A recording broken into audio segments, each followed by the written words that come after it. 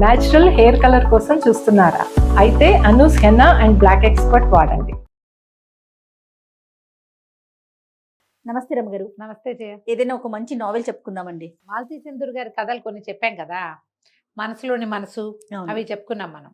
శతాబ్ది సూర్యుడు చెప్పుకున్నప్పుడు ఒక ఆవిడ నన్ను అడిగారు కాంచన మృగం కూడా చెప్పండి అని. కాంచన మృగం కొంచెం కాంప్లికేటెడ్ అని నేను పెద్దగా దాని మీద ముందుకు వెళ్ళలేదు. అందులో కథ కంటే వేరే వేరే విషయాలు చాలా ఉంటాయి కాంచన మృగంలో. మాలతీ చంద్రు గారు ఒక ఏమన్నారంటే ఎన్సైక్లోపీడియా లాంటి వారు. ఇంగ్లీష్ కథల్ని చాలా వాటిని తెనిగించడం అంటే అది అనువాదం చేశారు. పాత కెరటాలు రూట్స్ అని. ఆ పాత కెరటాలు అబ్బాయి ఎన్ని ఇంగ్లీషు కథల్ని నావెల్స్ని సింప్లిఫై చేసి సినాప్సిసే రాసినవి ఎన్ని పుస్తకాలు ఉన్నాయో, ఎన్ని కథలు ఉన్నాయో. Gone with the wind, Rebecca అలాంటివన్నీ చదివాను నేను. భలే బాగుంటాయి. అయితే ఈ కాంచన మృగము మనుషుల మనస్తత్వాల మీద రాయబడిన ఒక కథ అన్నమాట. ఈ కథను ఎట్లా ప్రారంభిస్తారంటే, నేను ఇది బ్రీఫ్గానే చెప్తున్నా. మాలతీ చంద్రు గారి పుస్తకాలు అన్నీ కూడా must by, must keep, must read ఉంచుకోవాలి, మన దగ్గర ఉండాలి. అదే అప్పుడప్పుడు తిరిగేస్తుంటే ఒక సాధారణమైన, ఇప్పుడు మన పక్కింట్లో వెనకింట్లో మా ఉంటారా జయ, ప్రతి వాళ్ళకి ఒక బ్రహ్మాండమైన కథ ఉంటుంది కుటుంబానికి. అవును. ప్రతి వాళ్ళకి ఒక గొప్ప తాతగారు, గొప్ప నాయనమ్మో, గొప్ప అమ్మమ్మో, మంచి అమ్మో, ఒక చెప్పుకోదగిన కథో. అది మామూలు కుటుంబం నుంచి పేద కుటుంబం వరకు ప్రతి వాళ్ళకి స్పెషల్, ప్రతి వాళ్ళకి సక్సెస్ స్టోరీస్ ఉంటాయి. ఒక క్యాజువల్ స్టోరీలో కూడా సక్సెస్ ఉంటుంది. ఆ మామూలు విషయాన్ని కూడా బాగా చెప్తారు ఆవిడ. మాలతీ చంద్ర గారు చాలా స్పెషల్. నాకు చాలా ఫేవరెట్, నాకు బాగా ఇష్టం కాబట్టి చదివినవే మళ్ళీ మళ్ళీ చదువుతా. నేను అనుకుంటా కొంచెం నా ఐడియాలజీ డెవలప్ అవ్వడానికి మాలతీ చంద్ర చాలా ఉపయోగపడ్డారనిపిస్తుంది నాకు. బాగుంటుంది ఐడియాలజీ. అయితే ఈ కాంచన మృగం కథ ఎట్లా ప్రారంభం అవుతుందంటే, ఒక ఆవిడ సుందరమ్మ గారని కొంచెం పెద్ద ఆవిడ, 60 దగ్గర పెడితే 60 ఏళ్ళ వయసు ఉన్న ఆవిడ హాస్పిటలైజ్ అవుతారు సమ్ హార్ట్ ఇష్యూ తోటి.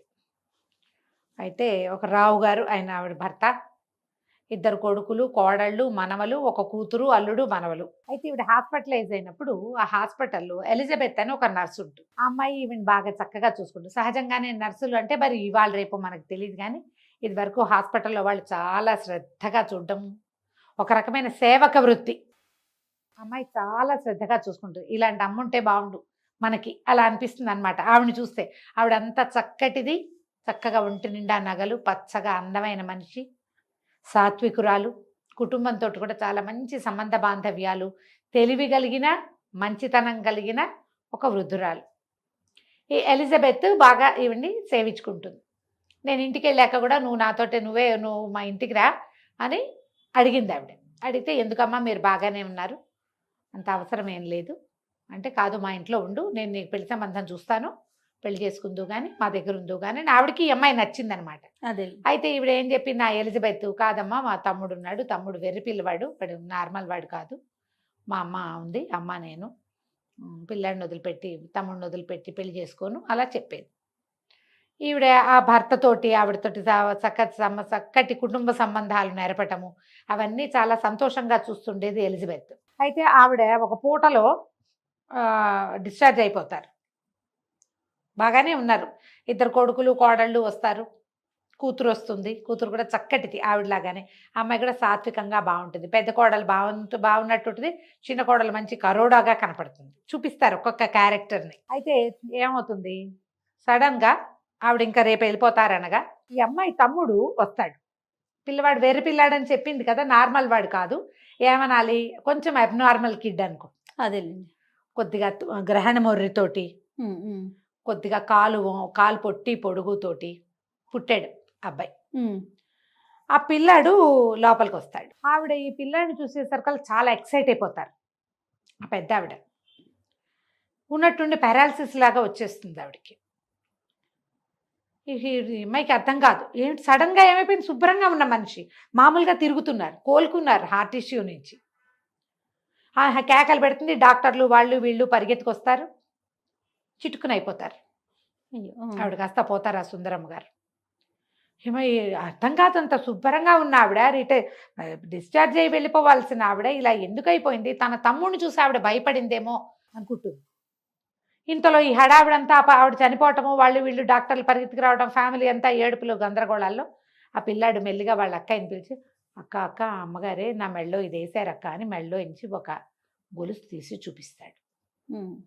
కాకపోతుంది, నీకు వెయిట్ పెట్టరా తెలియదక్క, నాకు తెలీదు, దాని దగ్గరికి రమ్మన్నారు, నా చేతి వేళ్ళు, వాడికి ఒక్కొక్క చేతికి 6 వేళ్ళు ఉంటాయి, 6 వేళ్ళు లెక్క పెట్టారు, నన్ను ఇట్లా మొహం దగ్గరికి లాక్కుని ముద్దు పెట్టుకున్నారు, నువ్వు పెట్టుకుంటావే అట్లా తల్లో వేలు జోరిపి ఇట్లా అని ముద్దు పెట్టుకుంటుంది అక్క వాడిని. ముద్దు ఎర్రటి వాడు ఆ పిల్లాడు, చక్కగా ఉంటాడు, కానీ గ్రహణ మొర్రు ఉంది వాడికి, చేతి వేళ్ళు ఎక్కువ, కాలు వంపు, చిన్న ఎర్రగా ఉన్నా కూడా అమాయకపు పిల్లవాడు, ఒక వెర్రితనం ఉంది, అదే చిన్న వికృత స్వరూపం వాడు. నిన్ను ముద్దు పెట్టుకోవడం తెలియదక్క, ఆవిడ ముద్దు పెట్టుకున్నారు, మెళ్ళోంచి నువ్వే తీసేవంటే కాదు, మెళ్ళోంచి తీశారు, నా మీద వేశారు, ఇట్లా వేసుకోమన్నారు, నేనే వేసుకున్నాను. ఈ లోపలేమో ఆవిడ కనుగుడ్లు వెనక్కి తిరిగిపోయి స్పృహ కోల్పోయి చనిపోయారు. ఎలా అర్థం కాదు, తెలిసిపోతుంది. ఇన్ని రోజుల నుంచి ఆవిడ మెడ నిండా వస్తువులు, మొదటే చెప్తారు మెడ నిండా వస్తువులు ఉన్నాయి, చేతులు గాజులు ఉన్నాయి, ఆవిడ చక్కగా ఉంది అని. మెళ్ళో 10 తులాల వస్తువు పోతే తెలీదు, చేయాలో తెలీదు. సరే ఏం చేస్తుంది, హాస్పిటల్ చీఫ్ డాక్టర్ ఉంటారు కదా, ఇది గవర్నమెంట్ హాస్పిటల్ ఏమో అనుకుంటున్నాను నేను, నాకు అలా అనిపిస్తుంది. సరే ఆయన దగ్గరికి వెళ్ళి చెప్తుంది, ఇట్లా జరిగింది. ఆయన నిర్ఘాంతపోతాడు. ఇప్పుడు ఈ గొలుసు మా దగ్గర ఉంది అని ఎలా చెప్పాలి, బాడీ వెళ్ళిపోయాక ఏం వస్తుందో అర్థం కాదు, ఏం చెప్పాలో తెలీదు. హాస్పిటలే కూడా అయ్యి ఉంటుంది బహుశా. ఇక అతనికి ఏమనాలో తెలియదు, ఈ అమ్మాయిని గట్టిగా పదునుగా ప్రశ్నిస్తాడు. ప్రశ్నిస్తే ఏమైనా సరే అమ్మాయి, మా తమ్ముడు అలాంటి పని చేయడు, వాడు అమాయక పిల్లవాడు, వాడిని మీరు చూశారు కదా, వాడు అబద్ధం చెప్పడు, అసలు మాటలే తక్కువ, వాడు అబద్ధం ఎందుకు చెప్తాడు, వాడికి బంగారం మీద ఆసక్తి ఉంది, వేళకి తిండి తప్పిస్తే వాడికి ఏం వద్దు, వాడు అమాయకపు జంతువు, వాడు నాకెందుకు, నాకు అక్కర్లేదు, అలా అయితే నేను మీకు తెచ్చిచ్చేదాన్నా, వీళ్ళ దగ్గర పర్సులు అవి ఉండకూడదు, నీ దగ్గర ఎలా ఉన్నాయంటే, సార్ మీరు అర్థం చేసుకోరు, మేము చిన్న పర్సులో డబ్బులు పెట్టుకుని మేము బ్లౌజ్ లోపల పెట్టుకుంటాము, ఇది అందులోనే పెట్టుకుని బయటకు వచ్చాను, నేను ఇంకేం చేయాలో తెలియక ఇప్పుడు వాళ్ళకి తెలిసిపోతుంది. ఈయన అక్కడికి వెళ్ళేసరికల్లా ఆ కోడలు పట్టుకుంటుంది, మా అత్తగారి మెళ్ళలోంచి వస్తువు పోయింది, ఈవిడ మా అత్తగారు మావగారు ఎంతో ముద్దుగా చూశారు నర్సుని, దొంగ మొహంది అని చెప్పేసి ఆవిడ లోపలన్న వికృతత్వం అంతా బయటపడుతుంది. ఈయనకి ఏం చేయాలో తెలియదు. ఈయనకి ఒక ఫ్రెండ్ ఉంటాడు, సాయి ప్రసాద్ అని, ఆయన LLB చేసాడు, BL చదివిన వాడు. ఆయన ఒక షెర్లాక్ హోమ్స్ లాగా ఫీల్ అవుతాడు తనని తను. అతను వస్తాడు, వచ్చేసరికల్లా ఇతను ఈ జరిగింది చెప్తాడు. చెప్పేసరికి ఈయన బాగా ఆలోచించి, ఓ పని చేద్దాం, ముందు మీ నర్సుని ఇక్కడి నుంచి కదిపేద్దాం, పద మనం వాళ్ళ ఇంటికి వెళ్దాం అంటాడు. అక్కడికి వెళ్ళేసరికల్లా మా అత్తగారి మెళ్ళలో గొలుసు మాయమైంది అని ఆవిడ నిలదీస్తుంది. ఆయన అంటాడు, కాదు కాదు అమ్మాయిని వాళ్ళని ఏమనకండి, చాలా బాగా చూస్తుంది ఎలిజా నా భార్యని, ఆవిడ చాలా సంతోషంగా ఉండేది, పోతే పోయింది అంటాడు. అట్లా ఎట్లా ఒప్పుకుంటాం, 10 తులాలు గొలుసు ఊరికే వచ్చిందా, అది దాన్ని నక్క వినయమని నర్సుని తిడుతుంది ఆవిడ. ఇప్పుడు వీళ్ళు బాగా ఆలోచిస్తే సాయి ప్రసాద్ కనిపిస్తుంది, ఒకవేళ ఆ పిల్లాడు ఆవిడకి పుట్టిన కొడుక, లేకపోతే ఆవిడ భర్తకి పుట్టినవాడా, పిల్లాడిని మాయం చేసింది ఆవిడ, వాడికి ఒక 20 ఏళ్ళు ఉన్నాయి, లెక్క పెడితే ఈవిడ కూతురికి 34-35 ఏళ్ళలోనే ఉన్నాయి, కాబట్టి ఈవిడికే పుట్టుంటాడు, ఆవిడ వదిలించుకుంది పిల్లాడిని, ఏదో చేసింది. వాడు కనబడేసరికల్లా ఈ 6 వేళ్ళు ఉండటం, గ్రహణ మొర్రి ఉండటం, పిల్లాడి కాలు అవయవాల లోపం ఉండటం, లేదా అవయవ లోపం ఉందని పిల్లాడిని వదిలించుకుందా, దీని మీద మనం ప్రయత్నం చేయాలి. ముందు అసలు ఈ పిల్లాడు ఎలిజా చూస్తే నల్లగా సన్నగా పొగచూరు కట్టేలాగా ఉంటుంది, ఈ పిల్లాడు ముట్టుకుంటే మాసిపోయేంత ఎరుపు, ఈ పిల్లాడిని వీళ్ళు ఎక్కడి నుంచైనా ఎత్తుకొచ్చారా. నేను ఎంత బ్రీఫ్గా చెప్తున్నాను జయ, ఈ పేజీలన్నీ పాఠకుడు చదివి తీరాలి. సుందరమ్మ గారి క్యారెక్టరు, ఆవిడ భర్త క్యారెక్టరు, వాళ్ళిద్దరి మధ్య ఉన్న అనుబంధం, ఎలిజా తోటి ఆవిడ ఎలా ఉంది, ఎలిజా ఆమెతోటి ఎలా ఉంది, కోడళ్ళు ఎలా ఉన్నారు, అది ఎంత బాగా చూపిస్తారంటే క్యారెక్టర్ని 4 వాక్యాల్లో ఇలా తెరిచి అరటిపండు వలిచి చేతిలో పెడతారు మాలతి గారు, అదే చాలా బాగా చెప్తారు. సాయి ప్రసాద్ ఇప్పుడు ఇది కనుక్కోవాలనుకుంటాడు. ముందు ఏం చేస్తాడంటే ఎలిజా వాళ్ళ ఇంటికి వెళ్తాడు. ఈ పిల్లాడు మీ సొంత పిల్లాడేనా, ఆవిడ బిక్క చచ్చిపోతుంది, ఎలిజా నిర్ఘాంతపోదమ్మా, తమ్ముడు మన తమ్ముడు కాదా అంటుంది. అంటే ఆవిడ నేను కొనుక్కున్నాను పిల్లాడిని అని చెప్తాను. ఓహో, కొనుక్కున్నట్టు కాగితం ఉంది నా దగ్గర, ఆ కాగితం ఏమిటి, ఎక్కడి నుంచి, అదేదో ఊళ్ళో మిషన్ ఆసుపత్రిలో నాతో పాటు పనిచేసే ఇంకొక వాళ్ళు ఒక పిల్ల తల్లి, ఆ పుట్టిన పిల్లవాడిని వాళ్ళు ఇచ్చేశారు. నేను ఆయాకి 200 ఇచ్చి ఎప్పటికీ ఈ పిల్లాడిని మళ్ళీ అడగమని కాగితం ఆయాతోటి రాయించుకుని 200 చేతిలో పెట్టి 200 ముట్టినట్టు రసీదు కూడా తీసుకుని అవి కాగితాల్లో దాచిపెట్టుకుంటుంది. పిల్లాడు అప్పుడు మూతి మీద చుక్కలాగా ఉంది, పుట్టుమచ్చ అనుకున్నాను. ఈ కాలుకి నా 6 వేళ్ళు, కాలు పొట్టు పొడుగు ఆ రోజు ఉంది. కానీ మగపిల్లవాడు, నాకు ఎలిజా ఒక్కతే, భర్త లేడు, మగపిల్లాడు మాకు ఆసరా అవుతాడని నేను ఆ పిల్లాడిని తెచ్చుకున్నా. వాడు అందం పట్టలేక, వాడు తెలుపు ఎర్రటి పిల్లవాడు అని రాస్తారు. ఈ పిల్లాడు క్రమంగా వాళ్ళలో వెరితనం బయటపడింది, మొర్రిగా తెలిసింది, గ్రహణ మొర్రి ఉంది వాడికి. కాలేమో కొంచెం వాదం, ఒక కాలు పొట్టి ఒక కాలు పొడుగు.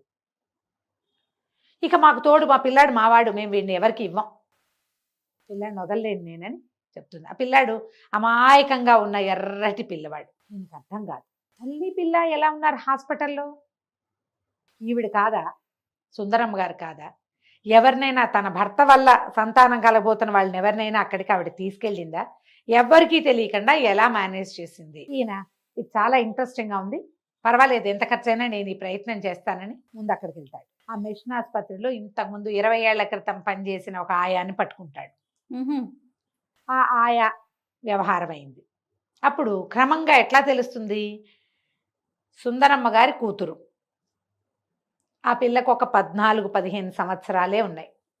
పిల్ల స్పృహలో ఉండేది కాదు, ఎర్రగా బక్కగా బలహీనంగా ఉండేది. పిల్లకి తెలియదు అసలు తనకి పిల్లాడు పుట్టాడని, పిల్లవాడు బతుకున్నాడని అమ్మాయికి అసలు తెలియని కూడా తెలియదు. పురుడు పోసి పిల్లని తీసుకెళ్ళిపోయింది తల్లి. ఆ పిల్లాడిని నాకు అప్పచెప్పింది. ఓకే, డబ్బు కూడా ఇచ్చింది పిల్లాడిని కాచుకోమని. నేను అమ్మేశా. ఇది అన్ని పక్కల నుంచి డబ్బులు లాగేసింది. ఈవిడ దగ్గర నుంచి తీసుకుని ఈవిడితో పాటు ఈ గర్భానికి కారణమైన కుర్రాడు కూడా వచ్చాడు అక్కడికి. ఓకే, ఆవిడ చాలా గట్టిగా కేకలేసి కుర్రాడిని పంపించేసింది. కానీ ఆ కుర్రాడిని ఈ ఆయా ఆకట్టుకుని అబ్బాయితోటి కూడా కొన్ని డబ్బులు పంపించేలాగా ఏర్పరచుకుంది. తర్వాత కనెక్షన్ పోయింది. ఈవిడ ఈ ఆయా వాళ్ళ దగ్గర డబ్బులు తీసుకుంది, పిల్లాన్ని కూడా అమ్మేసింది, క్యాష్ చేసేసింది మొత్తం. అలాంటి తెలివిగల వాళ్ళు ఇప్పుడు కూడా బోళ్ళ మంది ఉన్నారుగా. ఇప్పుడు కొల్లలు, ఇప్పుడు ఫోన్లు వచ్చినాయి, సోషల్ మీడియా వచ్చింది. అప్పుడు ఇప్పుడు ఎప్పటి సంగతి 70లో కథ. అప్పుడు ఇన్ని లేవుగా సౌకర్యాలు, ఓన్లీ ఉత్తరాలే ఉన్నాయి. సరే, అప్పుడు ఈ పిల్లవాడిని చూడ్డానికి వచ్చిన ఆ కుర్రాడెవరో పట్టుకున్నారు. అక్కడికి వెళ్ళాడు ఈయన. వెళ్తే అక్కడ ఆ ఆయనకి, అతను ఇప్పుడు పెద్దవాడైపోయాడు, 20 ఏళ్ళ నాడు అప్పటికే 18 ఏళ్ల కుర్రాడు, 17 ఏళ్ల వాడు. ఇప్పుడు 37 ఏళ్ళ 38 ఏళ్ళలో ఉండాలి కదా. వాళ్ళ ఇంటికి వెళ్తే భార్య కూతురు ఉన్నారు. అతనికి కాళ్ళు లేవు, ఏదో యాక్సిడెంట్లో కాళ్ళు పోయినాయి. అతను ఏదో టీచింగ్ దాంట్లో ఉన్నాడు. ఈయన మెల్లిగా సాయి ప్రసాద్ గారు మెల్లిగా బూస్ట్ చేసి కనుక్కుంటాడు. కనుక్కుంటే అతను అదేదో చిన్నతనం, ఊరికే ఏదో చిన్న ప్రయోగంలాగా చేసాం, అనుకోకుండా తను ప్రెగ్నెంట్ అయిపోయింది. అప్పటికి మేము చాలా చిన్నవాళ్ళం. ఇతనికి 16 నుండి 17, ఆ పిల్లకి 14 ఏళ్ళు, 10th క్లాస్ కూడా కాదు. వాళ్ళ అమ్మగారు ఎప్పుడైతే తెలుసుకున్నారో నన్ను గట్టిగా వార్నింగ్ ఇచ్చారు. నన్ను వాళ్ళ ఇంటి ఛాయలకు కూడా రానివ్వలేదు. పంకజం ఆవిడ కూతురు పేరు. పంకజాన్ని ఎక్కడికో తీసుకెళ్ళిపోయారు. తర్వాత తిరిగి వచ్చారు. నేను నా బేబీ అక్కడ ఉన్నాడని నేను వెళ్ళా అక్కడికి. తర్వాత ఆ ఆయా నన్ను కూడా రానివ్వలే. నేను కొంత డబ్బు ఇచ్చా కొంతకాలం పాటు. తర్వాత ఏం జరిగిందో కూడా నాకు తెలియదు. వాడికి నాకు పిల్లవాడు చనిపోయాడని ఉత్తరం రాసింది. చనిపోలా, పోగొట్టేసింది అదే. పిల్లవాడు పోయాడు అనుకుంటున్నారు. అయిందా? ఇప్పుడు ఈ అప్పుడు జరిగిన సందర్భం, ఈ ఆయా ఏం చెప్పింది దీనికి, ఆవిడ ఒక మంచి ఎత్తరి తెల్లటి దెబ్బపండు లాంటి రంగున్న మనిషి, పిల్ల చిన్నపిల్ల, ఆవిడ దగ్గర బాగా సొమ్ముంది. ఆ సమయానికి ఆవిడ భర్త ఫారిన్ వెళ్ళారు. ఫారిన్ వెళ్తే మగపిల్లలిద్దరిని ఎవరికో అప్పచెప్పి ఆఖరి పిల్ల అయిన కూతురుని తీసుకుని ఈవిడ మిషన్ ఆసుపత్రికి వచ్చి రహస్యంగా పురుడు పోసి పిల్లవాడిని వదిలిపెట్టి వెళ్ళిపోయింది. కూతురుని తీసుకెళ్ళిపోయింది ఆవిడ. ఆ పిల్లాడు అబ్నార్మల్ కిడ్, పుట్టినప్పుడే వాడు సరైన పిల్లవాడు కాదు. కానీ ఆవిడ పుట్టిన బిడ్డని తల్లి చూడలా, అమ్మమ్మ చూసింది. పిల్లాడి చేతికి 6 వేళ్ళు ఉండటం, కాళ్ళు తేడాగా ఉండటం, వాడికి గ్రహణ మొర్రు ఉండటం, అచ్చు గుద్దినట్టు ఆ కుర్రాడి పోలిక, తండ్రి పోలిక. ఆవిడ ఆ పిల్లాడిని హాస్పిటల్లో చూడంగానే గుర్తుపెట్టేసింది. ఎందుకంటే ఇదే వయసులో ఆ కుర్రాడు తమ ఇంటి చుట్టూ తిరిగాడు, తన మ్. కూతురుతోటి స్నేహం చేసిన వాడు. మొహం గుర్తుపట్టేసింది, చేతి వేళ్ళు చూసేసరికి పిల్లాడు బతికున్నాడని తెలిసిపోయి పిల్లాడిని ముద్దు పెట్టుకుని ఆ మెళ్ళో వస్తువు వాడికి ఇచ్చింది. ఇప్పుడు దీన్ని ఎట్లా ఒక లైన్లోకి తీసుకురావాలి? పంకజానికి పెళ్ళయింది, 2-3 పిల్లలు ఉన్నారు, ఫారిన్లో ఉంటోంది. ఈ అమ్మాయి వచ్చింది, వాళ్ళ ఆయన పిల్లలు కూడా వచ్చారు. తల్లి పోయేసరికి భర్త పిల్లలు కూడా వచ్చారు. ముందు పంకజం ఒకతే వచ్చింది. ఇప్పుడు దీన్ని ఈ ఈ పిల్లవాడిని చూసి మీ అత్తగారి గొలుసు ఇచ్చిందని కోడలికి చెప్పచ్చా? ఏనాటి కథో ఈ అమ్మాయి కథని బయటికి తీసుకురావచ్చా? లీస్ట్ బాధాడుగా ఉన్నాడు ఆ పిల్లవాడి తండ్రిగా చెప్పబడుతున్న ఆయన, కాళ్ళు లేవు. ఈయన బాగా ఆలోచించుకుని ఈ వస్తువు మా దగ్గరే ఉంది అంటే మాధవి ఆవిడ రెండో కోడలు ఎట్లా రియాక్ట్ అవుతుందో తెలియదు. పంకజానికే చెప్తాడు.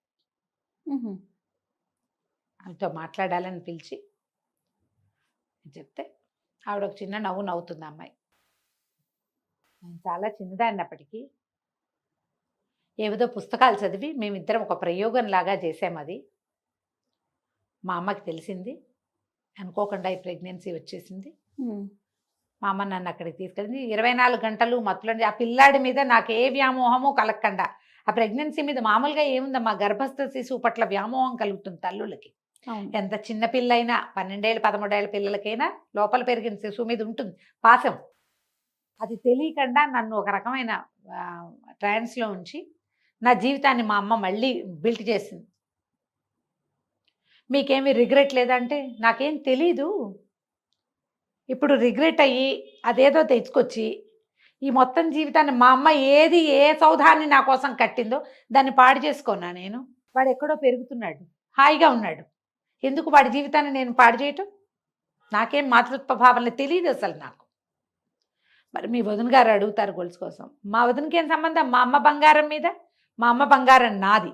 అందులో రాస్తారు జయ, తల్లి బంగారం కూతురుది.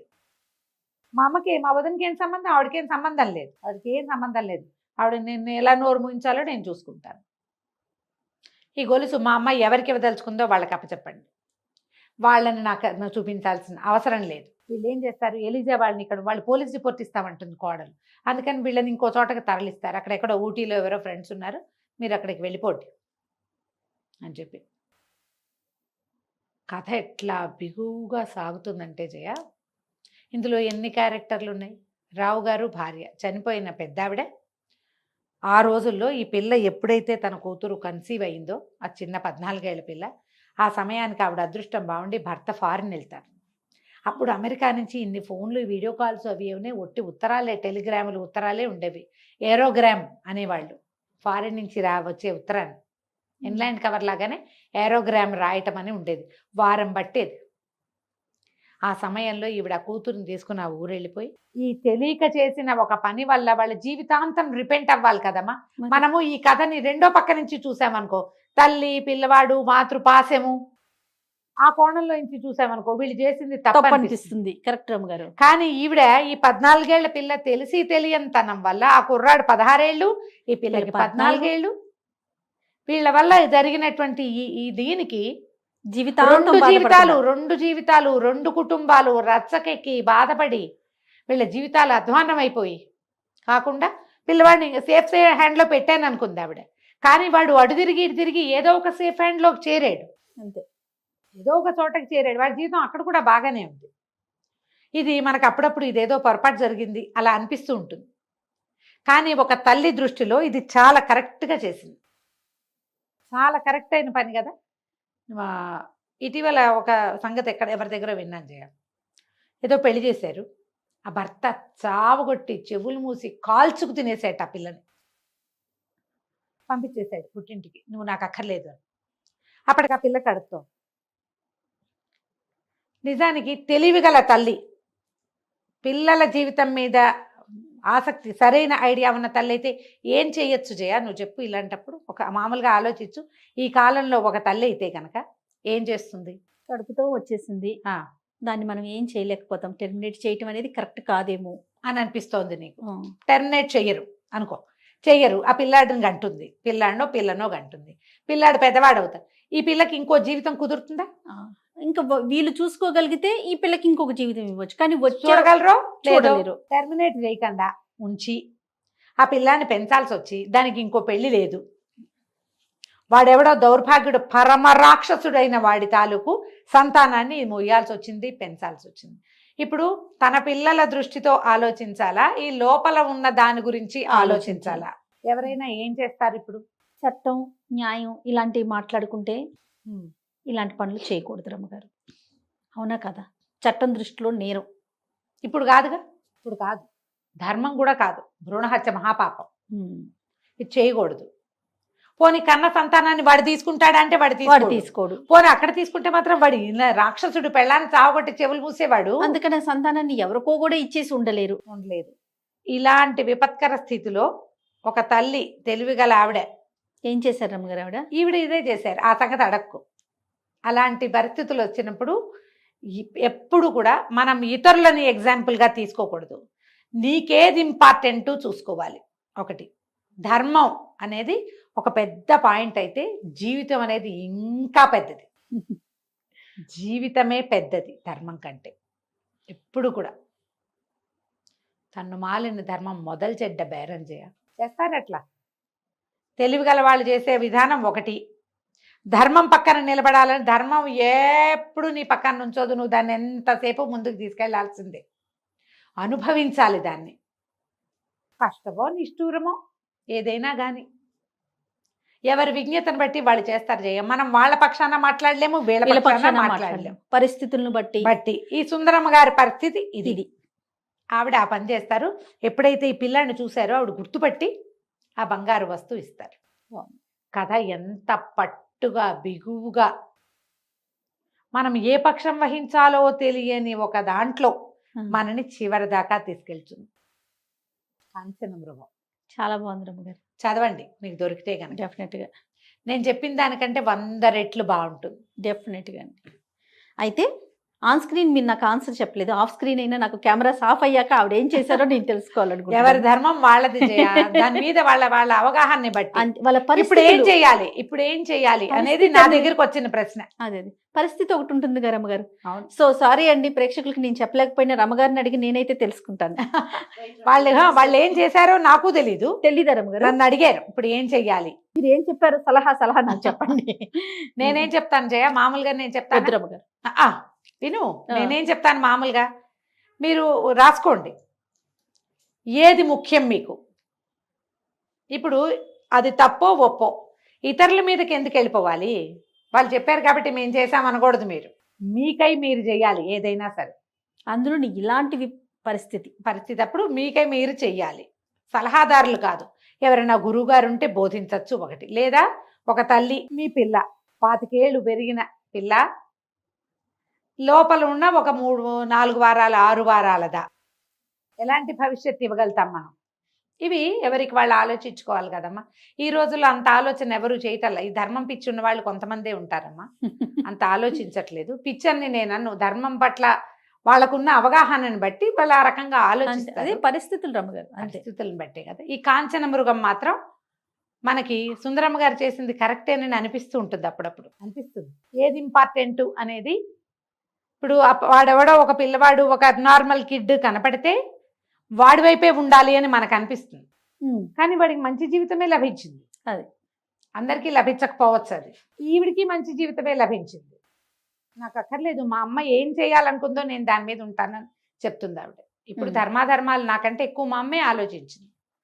మా అమ్మ ఒక ఐడియా ప్రకారమే చేసింది. ఆవిడ చేసిన దానికి దాని మీద ఉంటాను, నేను దీని మీద ఉంటాను. మా అమ్మ ఇవ్వదలుచుకుంది ఇచ్చేస్తుంది అంతే. అది నాకు ఇవ్వక్కర్లేదు, మీరు వాళ్ళకే ఇచ్చేయండి.